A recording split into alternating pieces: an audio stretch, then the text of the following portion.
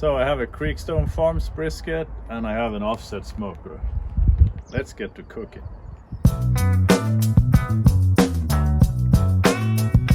Now this is a choice brisket, 7.2 kilos or 16 pounds. I'm gonna smoke it in my offset smoker. I haven't done that in a while, at least not on video, but I've cooked a ton of briskets in this one. It's a real solid cooker, so I'm gonna really enjoy the brisket when it's done, but let's get to prepping. Alright, so there's a lot of prep, well, not so much prep, but a lot of trimming to be done to get rid of all that thick fat. So I always use a trimming knife, like a deboning knife, because it's quite flexible, the blade bends like that, and I think it's really helpful for following along on the curvature, if you like, of the meat. So we're gonna get to prepping. Now, as for choosing a brisket, the first thing I look at is the thickness of the flat. I really want a thick flat, and the second thing I do is look for marbling. So, and the marbling can be seen on the bottom side right here. This doesn't have a superb marbling, but it's a relatively thick flat, so that's what I decided to go with. But we're gonna get started trimming. There's a lot of fat in different areas of the brisket, but overall on top I'm leaving like 1/8 of an inch, roughly, a little bit more, because it protects the brisket when cooking it in an offset smoker, where the airflow is a lot higher than it is in a kettle.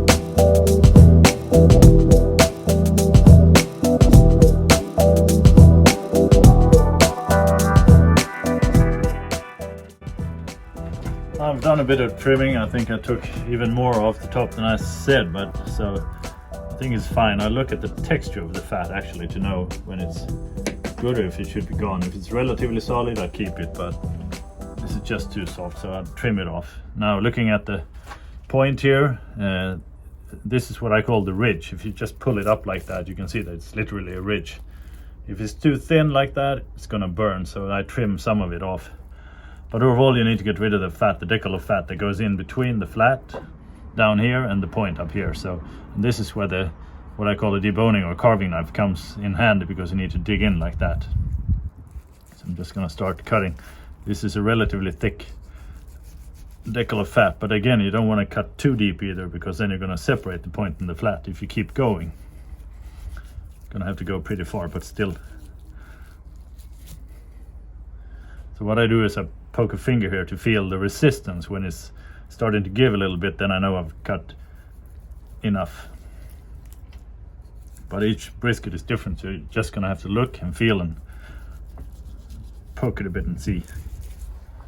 Let's see, this is just pure fat, so usually I save that to render beef tallow, but I have a ton of it, so this is all going. So I've trimmed this to where I like it, and now it's good. Now I can feel it's giving just as much as I want, but if you're looking at this, it's rather thin. So I'm actually going to cut this off and make ground beef out of it instead, so it doesn't go to waste, but this is way too thin, it's going to dry out. I guess the expression "kill your darlings" comes in right now. Just a bit more. But still, that's looking good. Just going to flip it over and see what the other side looks like. Usually there's not a lot of trimming to be done right here. Just going to get rid of some fat and some silvery skin. That's it.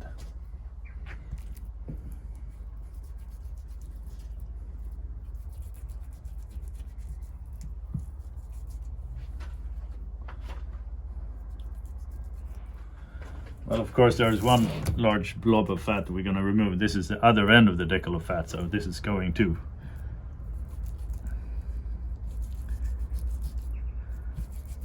And this is rather thick, so you can just keep going at it.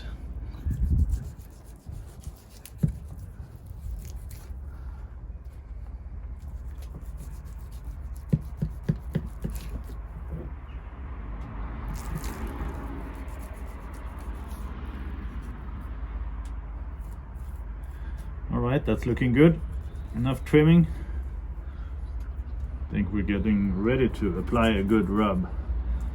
And then we're gonna leave this overnight in the fridge until it's time to fire up the smoker.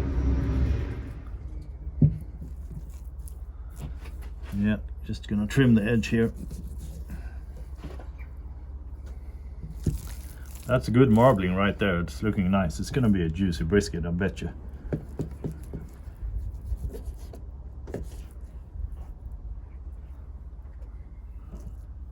All right, I'm calling it time to apply the rub.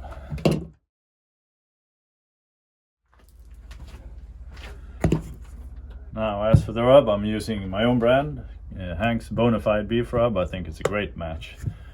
Just made for brisket, but use whatever you have around. So, since I'm gonna flip it over, I'm gonna start with the underside of the flat. I'm laying it on quite thick.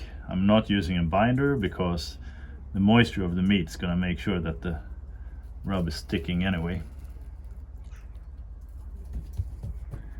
Just pat it in like this. See, to make sure you get an equal coverage of rub here.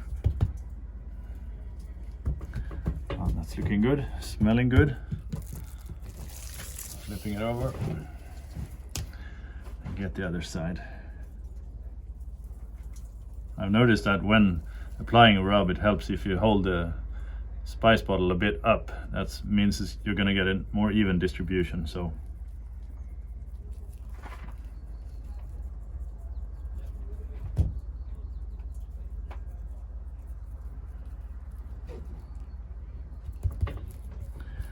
I'm going to flip the ridge back a bit, make sure we get rub everywhere.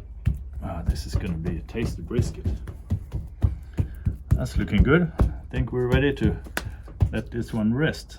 Just missed the spot right here. Nice, into the fridge.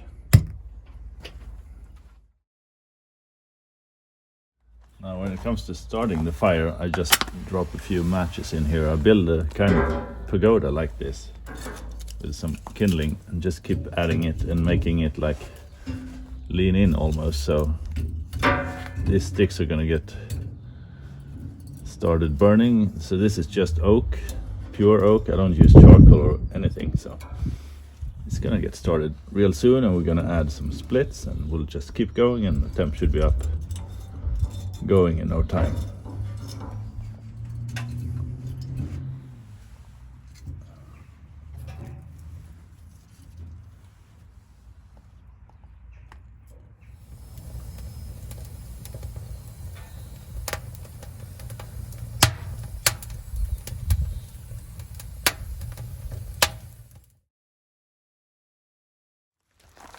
So I've added some water to the water pan, and I'm waiting for the cooker to come up to temp. And temp today is going to be 135 Celsius, which is 275 Fahrenheit. So just a bit hotter, but it's going to take all day. Usually a brisket cook for me, and this one is 9 hours. So I think I'm going to aim for 10 today, because I will wrap the brisket, but I'm not going to use foil, which I usually do. I'm actually going to try out butcher's paper. I've done that a few times before. Usually I choose foil because I can control the time better. I know I'm gonna, after it's been wrapped, I can push it to the finish line faster, but today I'm gonna give it just a bit of extra time. So we'll see how it turns out, but once the bark is right, then we wrap. But there's plenty of hours still till that's gonna happen.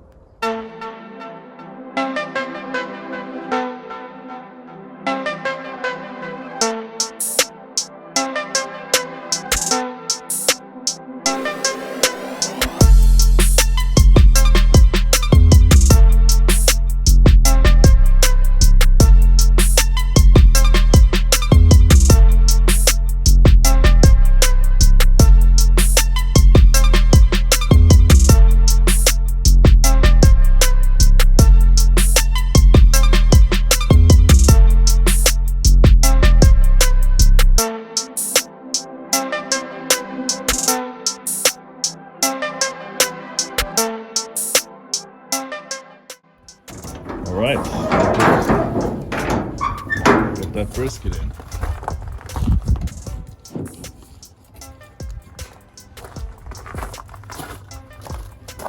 place it right here in the sweet spot. And I'm just gonna smoke it. We're gonna get back in, I think, 2.5 to 3 hours, see where we are at in temp, and also if we need to do any spritzing. If I'm gonna spritz, I'm just gonna use a regular spray bottle with water, and that's it. But we'll see how the bark develops. I think I'm gonna pull up a chair because this is gonna take a while. Keep feeding the flame, adding splits. Nice. The quick check on bark. The brisket's been on for 1.5 hours and the surface is just looking a bit dry. Very little, but I'm gonna spray it down with some plain old tap water. Keep it moist, and like I said earlier, it's because the airflow in an offset, well, a correctly constructed offset smoker is a lot higher, so it's gonna dry out the surface.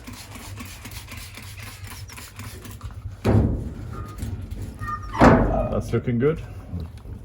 Check in another hour.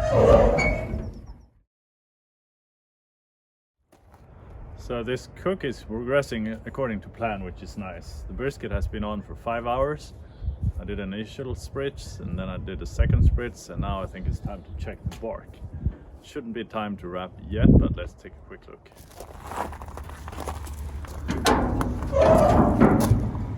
Oh, that's looking good. Real nice bark. Not quite time to wrap yet, but I guess within 1 hour I'm gonna wrap it in butcher's paper. Nice.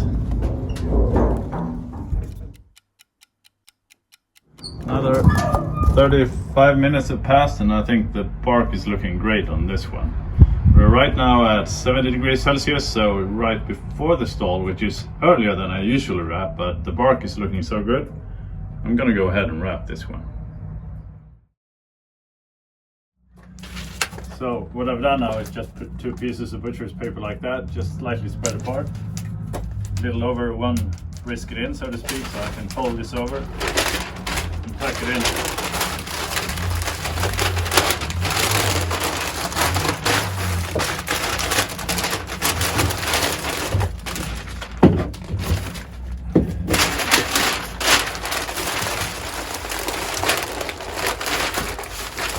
I want to create a snug little package. This turned out right, so I'm just going to fold it and fold it. That's looking good. This one's going back into the smoker. Like I said earlier, why I usually use aluminum foil is when I fill that thing with briskets.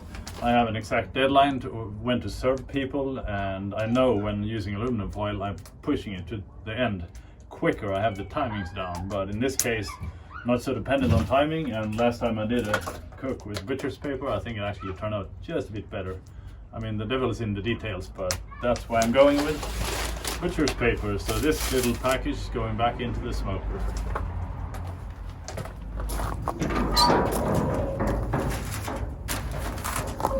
All right. So we've now hit target temp, 95 Celsius or 203 Fahrenheit. So now I'm gonna drop it into this Focambro to let it rest for 3 hours. I'm gonna give it a good rest before we unwrap it and slice it.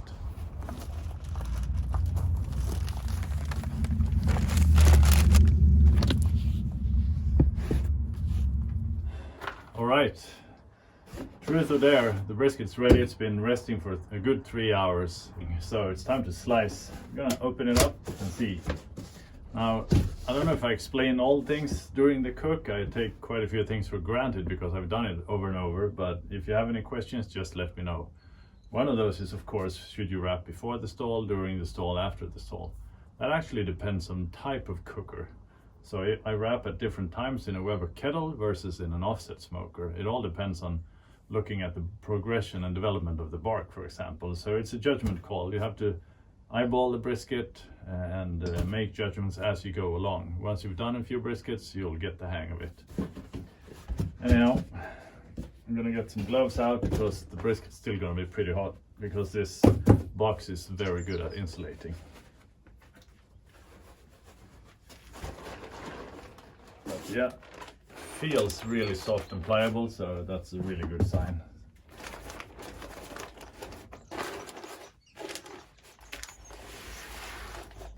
There's a lot of juice coming out already.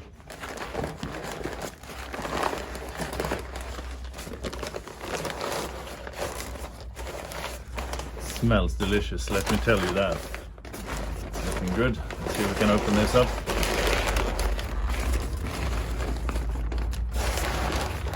Alright, there we have it.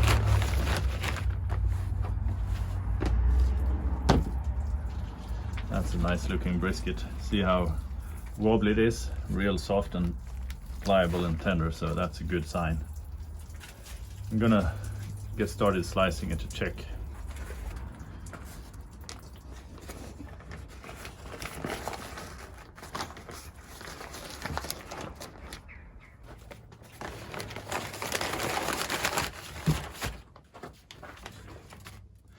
I usually cut it right down between where the point ends and the flat starts. Well, the flat goes all the way under, but I'm going to slice it midway because I'm going to give some of it away to my neighbor. Not all of it, mind you. Oh, that feels good. Looks good. Nice juicy brisket. Nice flat, gentle smoke ring, I would say. So let's cut a slice and see how it.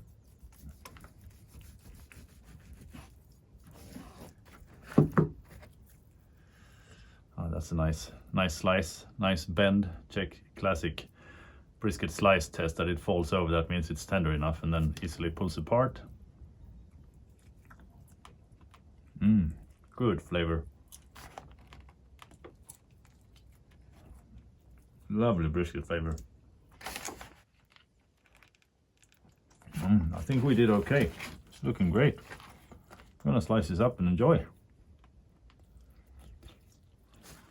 Alright, so I got a nice brisket just ready to dig in. Now this was a fun cook. I enjoyed cooking it on my offset smoker just after refurbishing the trailer. So it seems like it's still a good cooker even after fixing it up. That's good to know. I really enjoyed just hanging out, sitting there feeding oak wood, oak splits, keep the temps up and just go through the motions. And it was overall like an 8-hour cook. It was a bit faster than I expected, and then a 3-hour rest, so 11 hours in total. But I think why it went faster was overall thickness. Overall thickness wasn't that thick, and there wasn't that big of a difference between the thickness of the point and the thickness of the flat. Either way, I'm gonna eat. I'm gonna get some serious meat sweats. But thanks for watching. See you guys next episode.